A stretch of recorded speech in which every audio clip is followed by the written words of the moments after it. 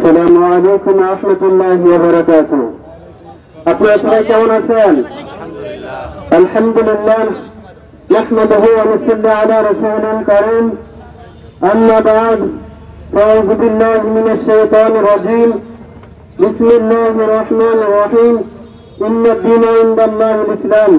আলহামদুলিল্লাহ, ইসলামী ছাত্র আন্দোলন বাংলাদেশ পটুয়াখালী জেলা শাখার থেকে ৩৩তম প্রতিষ্ঠা বার্ষিকী সমাবেশে উপস্থিত আছেন এদেশের লক্ষ কোটি ছাত্রদের হৃদয়ের স্পন্দন, রাজপথের লড়াকু সৈনিক, ছাত্রতা নুন বাসা জিজি। উপস্থিত আছে সামনে পটুয়াখালীর ১৮টা পথ পেরিয়ে আগামী দেশ গঠনে একদল কর্মী বাহিনী। সকলকে জানাই ইসলামী ছাত্র আন্দোলন বাংলাদেশ পটুয়াখালী জেলা শাখার পক্ষ থেকে শুভেচ্ছা অভিনন্দন। পুরো উপস্থিতি আপনারা জানেন ১৯৯১ সালে ২৩শে আগস্ট ইসলামী ছাত্র আন্দোলন বাংলাদেশ প্রতিষ্ঠিত করা গিয়েছেন আমাদের মরহুম শেখ ফজলুল করিম রহমতুল্লাহ আলাইহি। কথা ঠিক কিনা?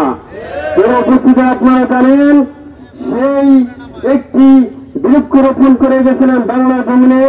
শুধু বাংলার জমিনে কিন্তু নয়, সেই বৃক্ষটি একটি প্রত্যেকটা জেলা পর্যায়ে, সেই বৃক্ষটি প্রত্যেকটা থানা পর্যায়ে, সেই বৃক্ষটি প্রত্যেকটা ইউনিয়ন পর্যায়ে, প্রত্যেকটা ওয়ার্ড পর্যায়ে, প্রত্যেকটা স্থানে, প্রত্যেকটা অঞ্চলে ছড়িয়ে পড়ছে। কথা ঠিক কিনা? আপনারা জানেন ইসলামী ছাত্র আন্দোলন বাংলাদেশ এই ৩৩তম প্রতিষ্ঠা বার্ষিকী আজকে ৩৩ বছর আমাদের অতিবাহিত হয়ে গেছে।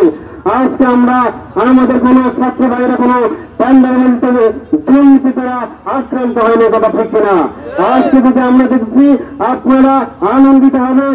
ঢাকা বিশ্ববিদ্যালয়ে আমরা দ্বারা ছাত্রদেরকে নিয়ে আমরা রাজনীতি করি। আজকে যদি ঢাকা বিশ্ববিদ্যালয়ে ছাত্র আন্দোলনের কর্মী ভাইদের বা সেখানে দায়িত্বশীলদের দিকে যদি আপনি তাকান, মনে হয় আপনি মনে করবেন একটি কর্মী আমার দেশের মনে হয় বড় মুফতি মহাদেশের। কথা ঠিক কিনা? পুরো সংগ্রামী ভাইরা শুধু তাই নয়, আলিয়া মাদ্রাসা, কর্মী মাদ্রাসা, আমরা প্রত্যেকটা সেক্টরে আমরা ইসলামী ছাত্র আন্দোলনের কাজ করে যাচ্ছি। আপনারা অবগত আছেন এই বাংলাদেশ দ্বিতীয়বারের স্বাধীনতা অর্জনে ইসলামী ছাত্র আন্দোলনের ভূমিকা। কথা ঠিক কিনা?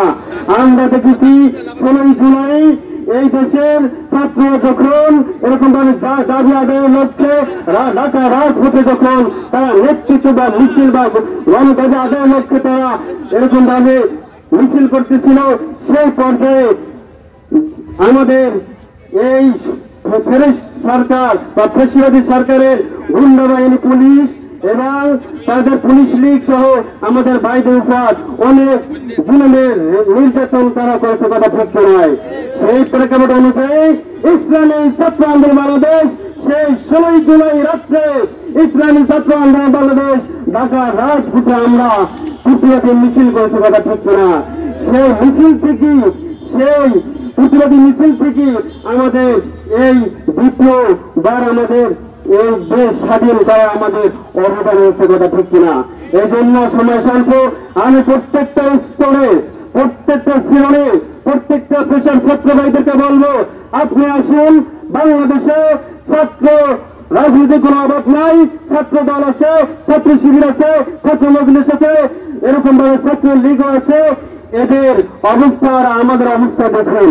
আপনি আগে আমাদের সংগঠনকে নির্ণয় করুন, আগে আমাদের সংগঠনকে যাচাই করে বাছাই করে আপনি আসুন।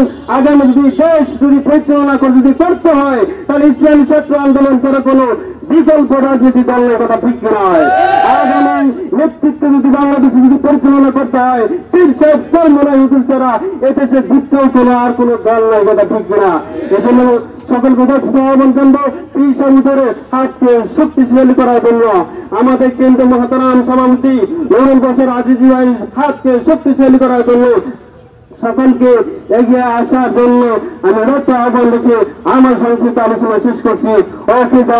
আলহামদুলিল্লাহ রাব্বিল আলামিন। আবার দেখা হবে রাজপথে।